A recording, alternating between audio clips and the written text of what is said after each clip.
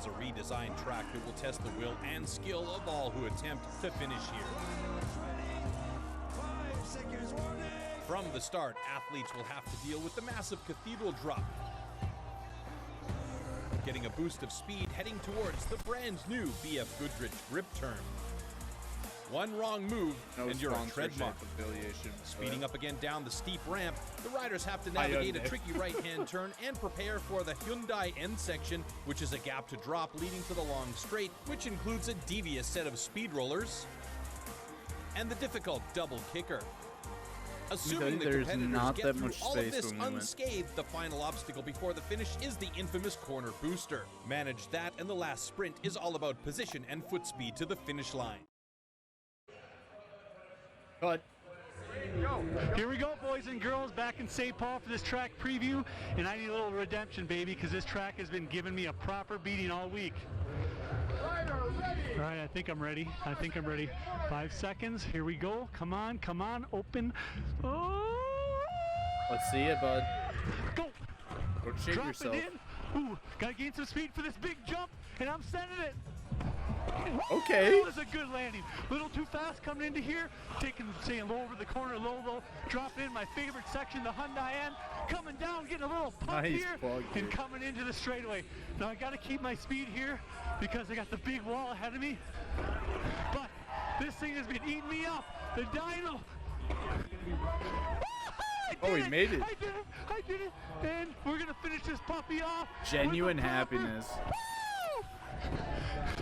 And that's that. You better be ready, baby, because St. Paul Red Bull Crash Ice is coming at you now. That seems like a northern. Awesome POV run, Reed. Thank you very much. That was fun to watch. And we're going to take a quick look now at some highlights from the round of 64. A couple of interesting heats here. This one in particular, we've got Pacom Schmidt and Guillaume Bouvet-Morissette. There was a great battle going on in this one. Reed, talk us through this one a little bit. Yeah, this was all Pacom throughout the race, but the interesting part was T-Top coming a little hot over the dyno bridge, giving Guillaume a chance, and it's a straight foot race to the finish. Guillaume came out on top. And that one went straight to video review, but you can see there Guillaume's foot came across that line clearly ahead. So he moves on to the next round. The other heat that we wanted to look at this one contained Luca Delago, and this was a fantastic battle right to that huge corner jump.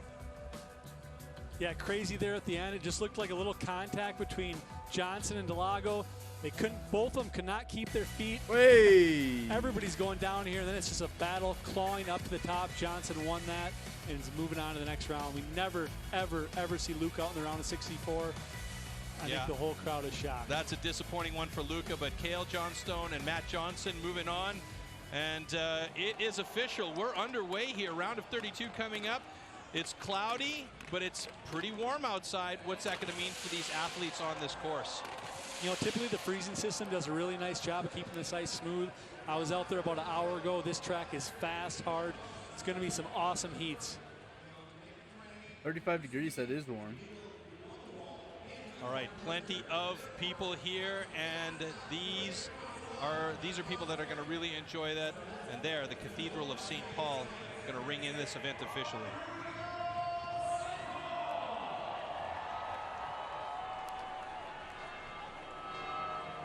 Here we go. That's kind of badass.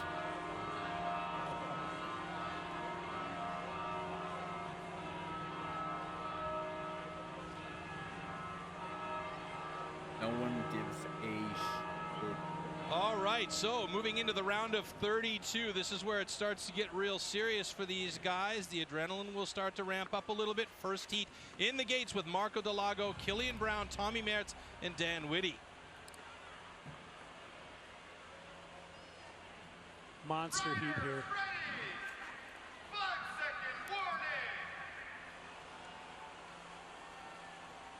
What a guy, dude. All right, a great start, and right away, Killian Brown and Marco Delago trying to take that early lead. Marco Delago so fast out of the gate, but there's some carnage already at that BF Goodrich grip turn, and everybody's all all over the place. Check. And look at this. Oh, he's hunting back though. It is Tommy Mertz moving through the Hyundai end section to take the lead. Marco Delago shoulder to shoulder with him now over the dyno bridge. A good glide to make the pass there at that last corner jump. And Marco Delago is going to make the win on this one with Tommy Mertz going with him. Oh, boy, yeah, dude. that could have gone any which way with that heat. It was crazy from top to bottom. You know, I was just about to say before they started, these are like 3-4 of the top riders. They've all finished in finals. I knew something was going to go sideways, and from the start it did. Great jump by all 4 guys, but as soon as we come into this first section, the speed checking starts and the chaos ensues. Tommy Mertz tries for a little pass. Killian runs into the back. Marco goes down. Winnie comes out on top from 4th to 1st. Then Marco battles back in the inside corner, pushes Killian to the outside. I mean, total chaos, and then crazy enough, dead last is Tommy Mertz at the moment. Dead last is Tommy Mertz. Comes in first, coming out of the Hyundai end section, and then it's all Marco and Mertz. Marco coming in first along the finish. Insane to the membrane right there, baby. Insane in the membrane. That's what we love to see. That heat was bananas. That is Red Bull crashed ice right there, baby. Love it. Baby. Tommy's got some fans. I like them choppers. All right, so Marco Delago, Tommy Mertz moving on to the next round. And it is getting serious now. I think he used this next heat in the gate at the top, Michael Julianello, Iggy, along with Daniel Bergeson, TJ Obrecht, and Yuri Cruz.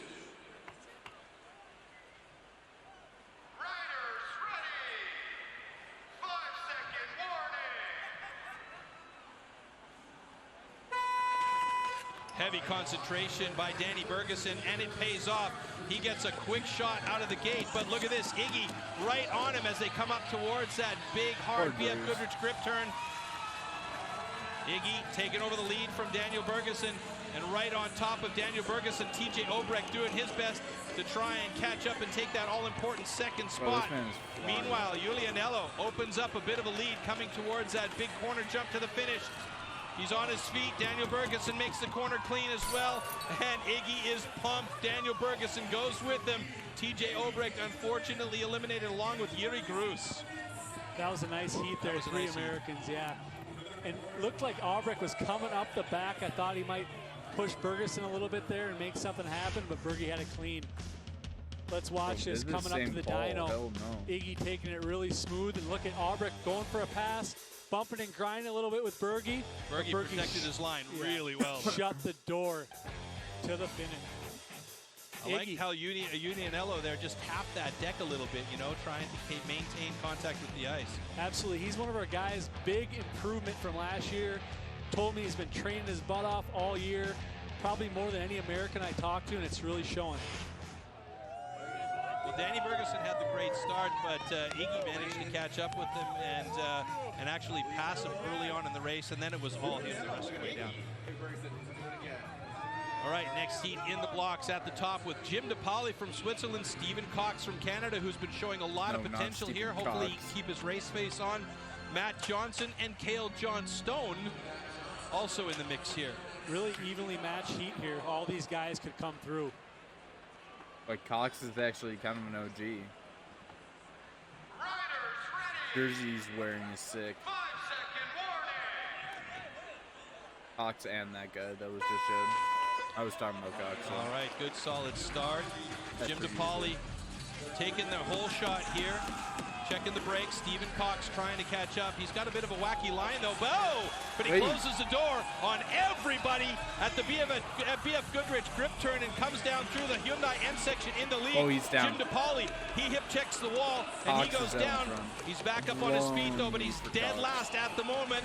Stephen Cox holding it down, and it looks like it is Cale Johnstone in second place. This is going to be a good move up for Cale Johnstone and for Stephen Cox, taking out a couple of strong contenders here with Jim DePauli getting eliminated. Oh, and we just heard the buzzer there. That sound that you heard in the background means that I do believe we have a rider protest. Let's see what happens here.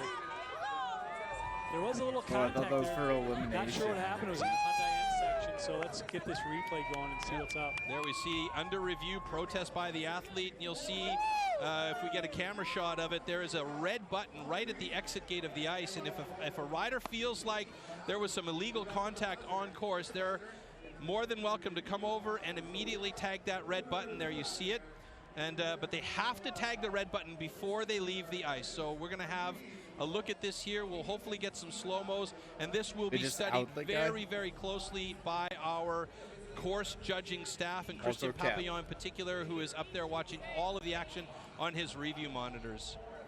All right, let's watch here. Everybody breaking really solid into the BF Stream has turn. been stopped because Johnson really trying to make a move, getting a little handsy there, but Jim DePauli shutting the door. And Stephen Cox making a nice play on the inside. I'm still streaming on Twitch. I mean, if I had to guess, I would say maybe Matt Johnson didn't like the way that Cox put a hand out there, but it didn't look to me like he pushed him back or hindered his movement. It could be right there as well, so it's any guess. We're speculating here. It's going to come to our judging crew to make the final call on that one, but Matt Johnson is the athlete who pushed that button at the finish line. Yeah, it's tough in that corner. Everybody was so tight. I don't think anybody purposely did any foul. Like if there's any scuff, corner. Cox just got the best of it. Made a really nice move on the fourth inside. place out of the scuffle. We see DePauli in the back there. Just press the button and say, again, hey, I got that first roller section, guys are just not taking that quite right. Yeah, it's a real tough one. It's like you heard earlier on. It's a devious one. Sounds like the announcers have no Cox idea is a solid guy as well. I mean, he's not a small guy. He's not huge either, but he's definitely solid. So trying to push him out of the way if he's got line is going to be really difficult. Johnson with a pretty tough ball. Not a happy man. Now, wait a minute. Was it Johnson that pushed that button and he didn't make it to the finish line? Yep, Maybe it was Jim DePauli. Nah, it wasn't. So let's see. Yeah, it looks like this is the area that they're looking at right here.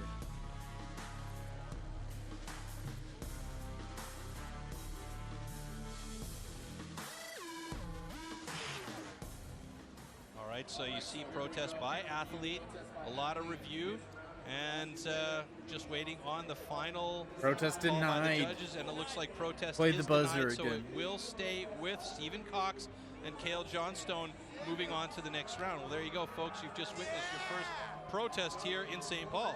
Solid call there, I agree. Yeah, I think so too. All right, moving back to the top of our course, heat number 4. Mirko Lahti, our junior world champion, up there in the gate along with Antti Tolvanen, Florian Graf, and Shane Renaud.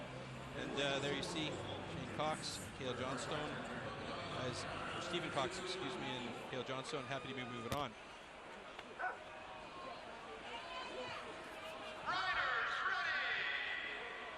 Oh, this guy's gonna fuck shit up. I don't know if he's gonna finish, but... All right, looking good out of the start once again, Antti Tolvanen, but this is a shoulder-to-shoulder race. Shane Renaud, good move into that first corner, and he's got himself a little bit of a lead there. Mirko Lahti chasing him down hard, though. Mirko Lahti, as I mentioned, is the junior world champion, and he's been showing some real skill. It looks like he's going to try and catch up, but he goes down, he loops out, and that leaves the door wide open for Antti Tolvanen. It's over. Florian Graf takes advantage of that. Florian Graf through Paul Reed. Wow. Oh, and Mirko Lahti is not a happy camper there.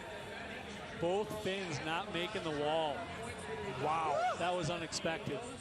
Yeah, really surprised there, but I think that the adrenaline got to Mirko Lahti, and he came over that dyno jump just a little bit too hot, landed on his heels. Let's watch the replay and see what actually happened. Yeah, Shane Renaud really looking good here. He beat Lahti 2 races in a row now. Look at these guys battling on the turn, getting caught up in the tires. I think the mistake that was made here, Lahti was getting a little overzealous here, trying to chase down Renaud. He had no need. He had a very clear second place, but he clearly wanted to win. Pushed too hard over the dyno, overshot it, and down you go. Oh, even Shane Renaud struggled there. But I think that comes down to experience. Mirko Lahti is still a young gun, and you know, he didn't really think about that whole 1 and 2 moving on aspect, and he wanted to win it like it was the final. Yeah, that shot actually showed him he caught his foot on the top of the dyno bridge. I haven't seen that happen yet, but it totally threw him off. No way you're going to land that.